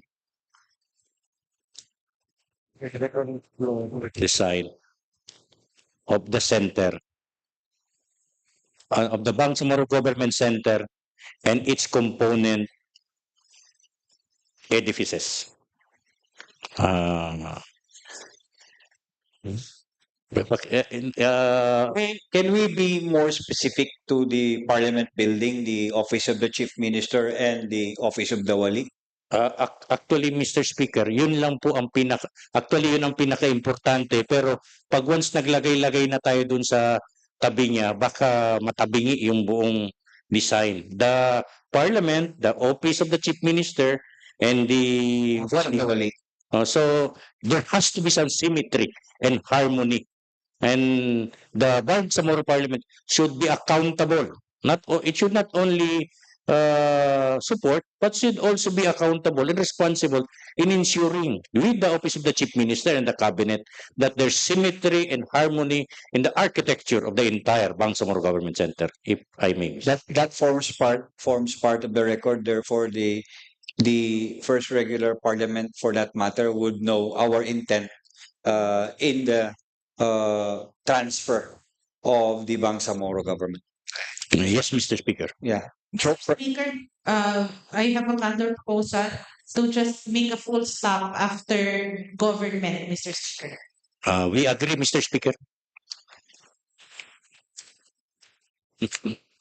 Remove including and the words after. Full stop after government. Yung including wala na. Not. So here, Mr. Speaker, the extent of the consultation becomes larger, and we appreciate the wisdom of our chair and Parliament Floor Leader. Mr. Speaker, we agree and we concur with the counter proposal, and we move for the immediate adoption, Mr. Speaker. Mr. Speaker, just a few words in response. It is also with the understanding that the budget and funding for any of these major steps will also go through the Parliament. So this can also be, this is acceptable. Yes. Mr. Speaker. Floor Leader? Mr. Speaker, there are no other MPs who manifested to submit some amendments, so I move to close the period of amendment. There is a motion from the floor to terminate the period of amendment. It's been seconded. Any objection?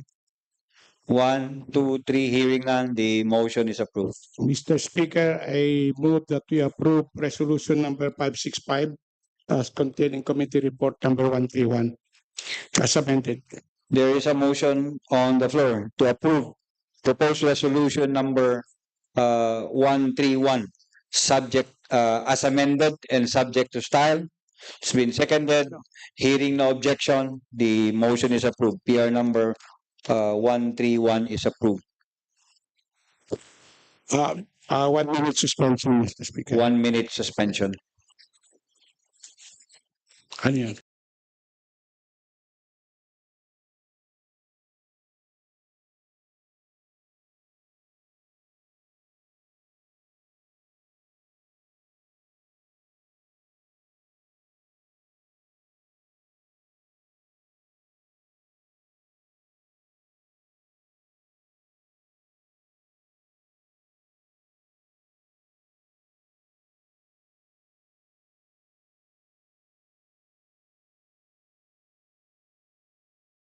Session resumes. Mr. Speaker, the order of business, the next resolution to be tackled is resolution number 270 as contained in committee report number 132.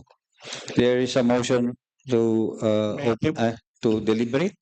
Now, we may move, Mr. Speaker, that we We will allow the chair of the committee on rules to make a report on committee report 132. Yes, Mr. Speaker. Thank you, Mr. Speaker, Floor Leader. Today, I have the honor to report back to the committee, to the floor, committee report on consolidated bills number 270 and 281 with an approved title, both from the joint committees of Committee on Rules and Committee on Labor and Employment, an act providing for 7 days forfeitable bereavement leave privileges annually with pay to employees in the public and private sector within the Bangsamoro Autonomous Region in Muslim Mindanao. This was previously referred to the Committee on Rules last August 20, 2024. Death is an inescapable reality of life, and the Holy Quran reminds us in Surah Ali Imran, verse 185, every soul shall have a taste of death. Yet, despite its certainty, the loss of a loved one brings profound sorrow and disruption to the lives of those left behind. In our Bangsamoro tradition, the passing of a family member is more than a personal tragedy. It is a communal event, one that requires the presence and participation of loved ones in the final rites and mourning period. For far too long, however, many employees have been forced to choose between grieving their loss and securing their livelihood. This measure seeks to rectify this injustice by providing 7 days of bereavement leave with pay annually to all employees in the public and private sectors within the Bangsamoro region. This leave will allow employees the dignity of mourning without fear of losing income or facing punitive employment consequences. Mr. Speaker, this bill is a result of the tireless work of the Committee on Rules and the Committee on Labor and Employment, as well as the invaluable input of key stakeholders from both the public and the private sectors. Extensive consultations, roundtable discussions, and position papers have enriched this legislation, ensuring that it is comprehensive, practical, and equitable. The following key provisions reflect the consensus reached through our deliberations. 7 days bereavement leave with pay annually. So within a year, there will only be 7 days of bereavement leave for the entire year, 7 days, assuming that there is death. No? Employees, regardless of their employment status, will be entitled to this leave annually following the death of an immediate family member, ensuring that no one is forced to choose between work and mourning.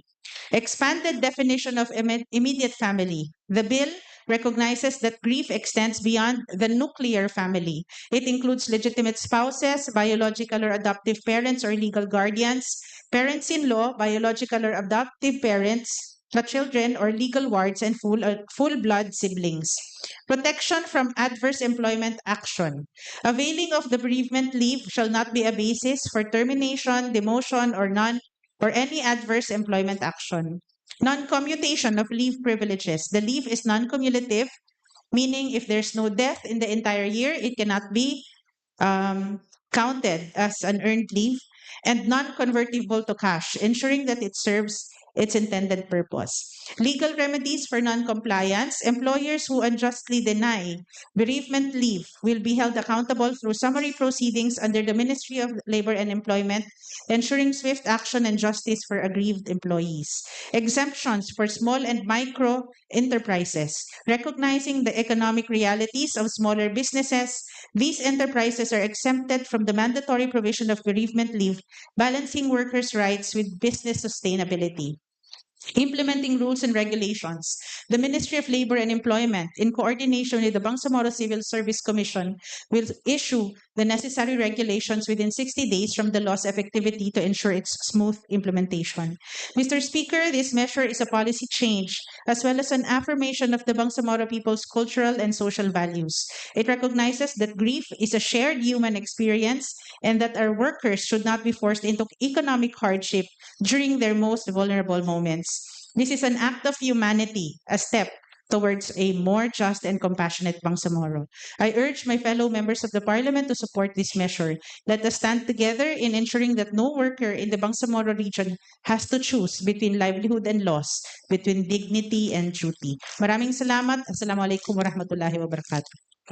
Mr. Speaker, I move that we adopt Joint Committee Report number 132 for purposes of deliberation. The floor is moving to adopt Joint Committee Report number 132 for deliberation. It's been seconded.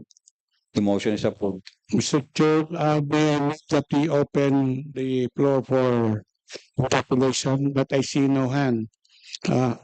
Of course, the gentleman for Northern Kabuntalan wants to be recognized. The floor is moving to open the period of interpellation debate.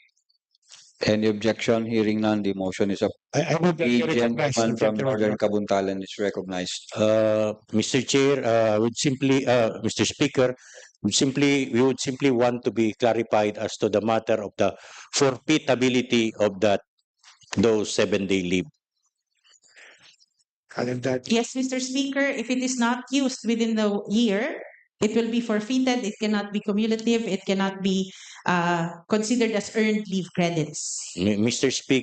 Speaker, the problem here is that we will be penalizing those who are already aggrieved or grieving. The only time that this will not be used by the bereaved employee is that when he is needed in the office, that his stay in the office during the time when he should be grieving is so necessary and important in his office that he must have to forsake his own grief and continue to service. And for that, it appears that we are even penalizing him when he's already aggrieved and grieving.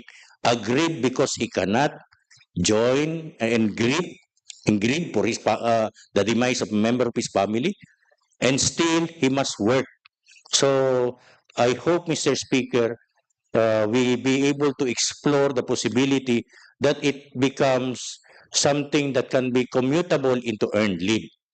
Kasi meron talaga pong pagkakataon na kailangan natin siya sa opisina at yung tao na yon magsasakripisyo instead of grieving for his family, will continue to work, pero tayo mag-penalize sa kanya kasi, sorry, forfeited na po yun. So, I would really beg or beseech our proponent, the committee, that if they can explore that it is not profitable, but instead can be converted. If he does not use it within that year, then it becomes part of the earned credits po, Mr. Speaker. Mr. Speaker, yun lang po. What say your proponent? Amendments na lang siya. Tama. Thank you, Mr. Speaker. I don't see a reason for any person who is actually grieving to still force himself or herself to go to work unless that person does not feel any connection with any immediate family, because that also happens, no? But as far as, because this is something that we wish will not happen in a year to anyone, that he or she will be able to use the 7 days bereavement leave privileges. Therefore, Mr. Speaker, to also not put a burden, especially to those private sectors that would have to grant, to provide these leave benefits to their employees, the forfeitability feature is included in the bill. Actually, Mr. Speaker, there would be a lot of functions, particularly even in MILG, in READY, in MSSD, when there would be a lot of But the thing here is that we would also, I do understand na yung on the other side, of course, on the other side of the coin is that we would like to provide space to our people, to our staff for purposes of mental health. That they grieve. Pero yun lang po, there will always be instances, Mr. Speaker, when sometimes we sacrifice our own grief because of some public good that we would have to address. Pero that, as I was saying, I leave that to the proponent, to the committee. How about the number of days? The 7 days, 5, actually grieving, Mr. Speaker, yung immediate grieving naman, 7 days, maganda rin naman yan. 5 days, pwede na. Sometimes we grieve. For instance, there are people who cannot really move on and grieve longer. But 7 days, 7 work. Ang question lang dyan, Mr. Speaker, is 7 days. Hindi ba alanganin yun? Ba't hindi pa gawing 10 working days para 2 linggo? Thank you, Mr. Speaker. Thank you. Yeah, I can see the hand. I saw the gentleman from Sulu standing. Needs to be recognized, Mr. Speaker. The gentleman from Sulu, MP Don Long, is recognized. Thank you, Mr. Speaker. I understand that this is a consolidated bill of, and there were different versions.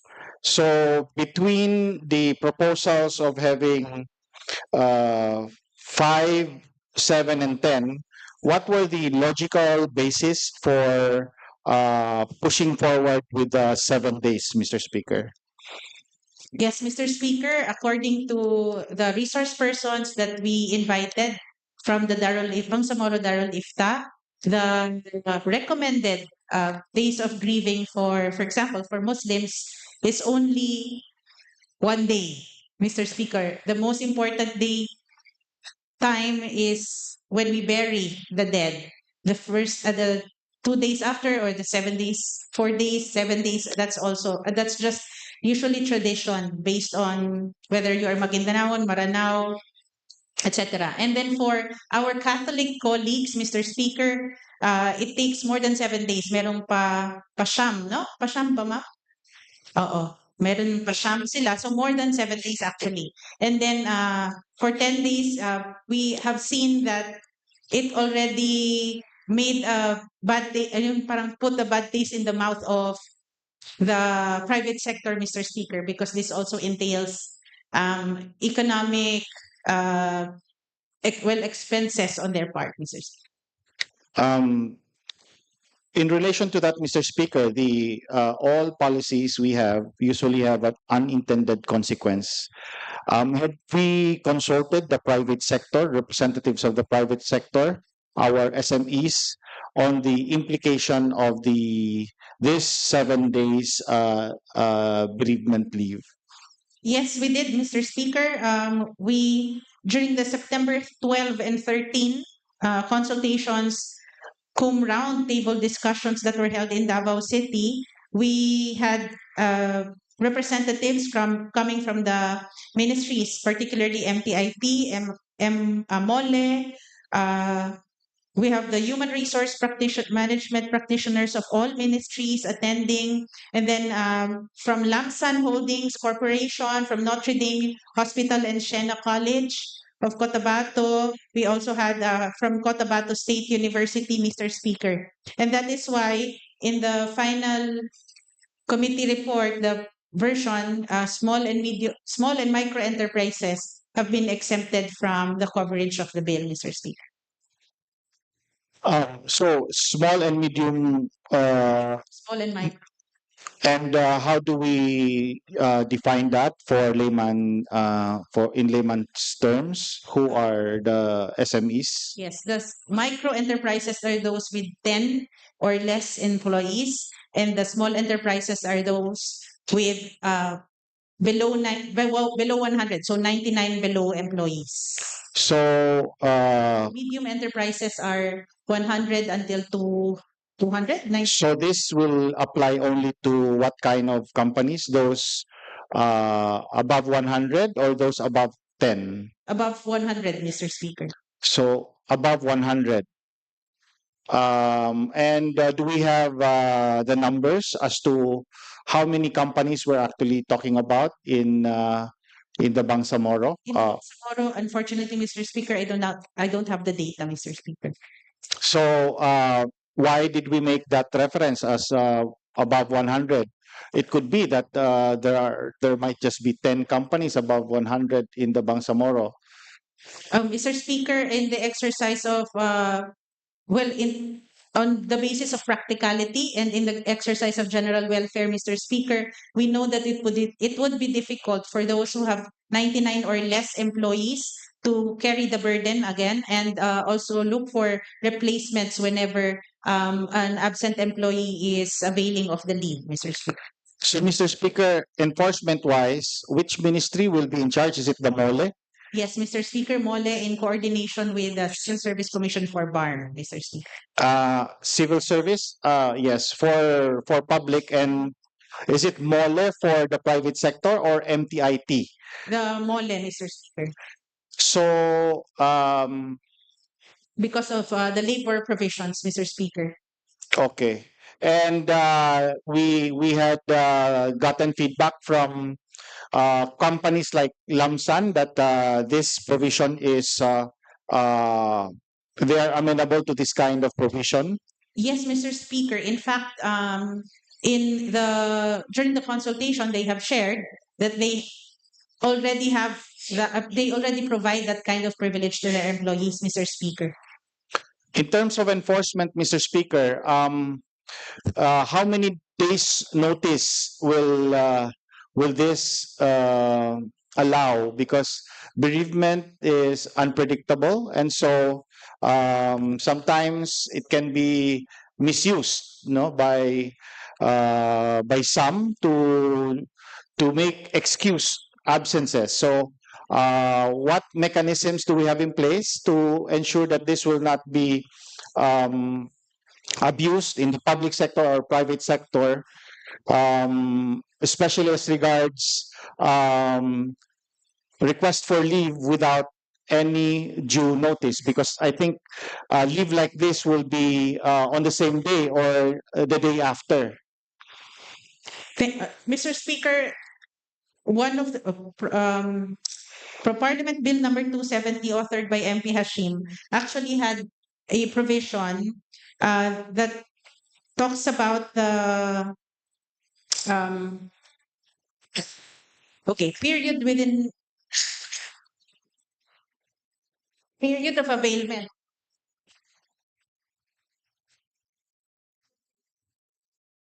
Okay, so 270, period of availment, Mr. Speaker, that proposes that the bereavement leave shall be filed within 2 days from the death of the immediate family member. However, Mr. Speaker, in the final version of the committee, it is no longer provided because we will give that liberty to the ones that will be drafting the implementing rules and regulations, Mr. Speaker.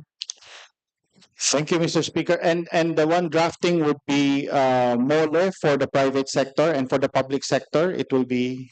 If the final version mentions that it shall be in coordination with the Civil Service Commission, Mr. Speaker, because previously during the ARMM time, there had been problems with a law of the Regional Legislative Assembly of the ARMM that directed the Civil Service Commission to draft the implementing rules and regulations. So this time it shall be only in coordination with the Civil Service Commission and not actually directing them to participate actively, Mr. Speaker, in the drafting. So it would be MOLE principally.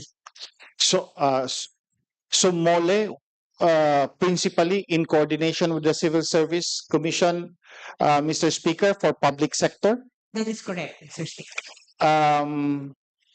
I think for the private sector, so the jurisdiction of MOLE includes public sector, or which ministry is the counterpart for the one that will draft the implementing guidelines in partnership with the civil service? I would understand that MOLE would be the one to take charge for the private sector, but to include the public sector, they will take charge? To include the public sector, they will take charge, but in coordination with the Civil Service Commission, meaning that the inputs of the civil service will also be considered in the drafting of the IRR, Mr. Speaker. Mr. Speaker, how about, for example, in Lamsan, where private companies already have very generous leave benefits? Will this become over and above? And will that not be punitive to the private companies who already have existing? Because I think the law provides that there will be non-diminution. So for companies who have bereavement benefits already incorporated but subject to a different terminology or name, will they have to adopt a new 7-day bereavement benefit, or can they explain that they already have a 10-day multi-purpose leave benefit to include cases of bereavement? Mr. Speaker, the language, if I may be precise, reads as follows. Nothing in this act shall be construed as to diminish similar existing benefits currently enjoyed by qualified employees under prevailing laws, decrees, executive orders, contract agreement, or company policy or practice if the same are more beneficial to the employee. So it's not over and above. It's actually going to be compared with the existing company policy. And if it's more beneficial, then that would prevail. If they don't have any, then they will be mandated to provide this kind of bereavement leave privileges. And this, Mr. Speaker, is fully paid leave. Yes, annual. So, have we calculated with the Ministry of Finance, Mr. Speaker? Because usually in the leave, in the calculation of salaries and remunerations, they already include the leave. So, is there a cost implication calculated by the MFBM on the 30,000? How many employees do we have? 30,000 times 7 days. What is the cost implication of this law? At least for the government sector, Mr. Speaker, there would be none, because the availment of leave benefits will only be computed and included in the miscellaneous personal benefit fund, Mr. Speaker, which is a lump sum for all ministries and offices, Mr. Speaker. So we cannot compute that on the basis of the 7 days, because we cannot also presume that every person will experience death in the family within the year. Mr. Speaker, last few questions. I think the similar bill was submitted in Congress. May we know what's the status of a bereavement bill in the national, at least in the House of Representatives? Why it has been filed, but why has it not been passed?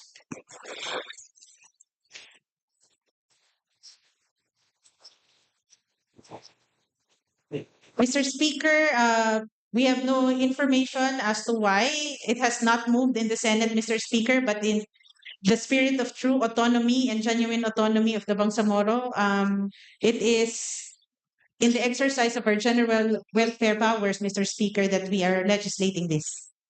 Yes, Mr. Speaker, but I understand that it was also filed in the House, but it would be of interest to the Bangsamoro to know the issues surrounding the bill, because it would allow us to become more prudent as regards unintended consequences and the implications of policy. Thank you, Mr. Speaker. I believe that everything is also a matter of government priorities, Mr. Speaker. It must be that it's not a government priority for the national government as it is in the Bangsamoro government, Mr. Speaker. Thank you very much, Mr. Speaker. That is all. And I'd like to express my support to the bill. Thank you, Mr. Speaker. Thank you, MP Long. Mr. Speaker, there were no intimation on the part of the two persons interpellated that they wish to amend. So I move that we close the period of interpellation first. There is a motion to terminate the period of amendment, a period of interpellation debate. It's been seconded. The motion is approved. I move that we forego with the Period of amendment. because there are no MPs who wants to amend, Mr. Speaker. Mr. Speaker. I move that we forego with the period of amendment, Mr. Speaker. Yeah, what is the concern of the Deputy Yes, Chief I've Minister? done- It's just typographical error, Mr. Speaker. Mr. Instead, Speaker, Al-Imran, Al-Imran ang kailangan natin. I-plus mo nga yung ano. Al-Imran. Al-Imran. Ano doon. Okay. Yung sa ano, Al-Imran yung sa taas at yung introduction ng committee report kanina, no? May aya doon ng Quran, no? may ayah ang Quran. That it was just an opening statement. Yes. So I think we just have to correct that, Mr. Speaker. Duly noted. Instead of Ali Imran, Al Imran ang tawag nun. Thank Okay. you, Mr. Speaker. Duly noted. Thank you. Mr. Speaker, I move that we forego with the period of amendment as there are nobody who wants to propose an amendment. The floor is moving to dispense Yes. with the period of amendment. It's been seconded. The motion is approved. Having concluded the period of amendment, I move that we approve. 3 days pa? Hindi. So, Second reading. Approve on second reading. approve of second reading. Ano ba yung What is your motion, floor leader? for a while, Mr. Speaker, but once minute suspension?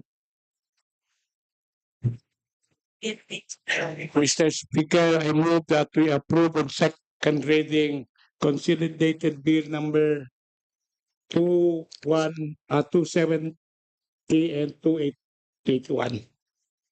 I so move. There is a motion to approve on second reading. Consolidated bills number 270281, an act providing for 7 days forfeitable bereavement leave privileges annually with pay to employees on public and private sector within the Bangsamoro Autonomous Region in Muslim Mindanao. Any second to the motion? Second. There being none, we proceed with the Viva Voce voting. All of those who are in favor, say aye. Aye. Those who are against, say nay. The ayes have it.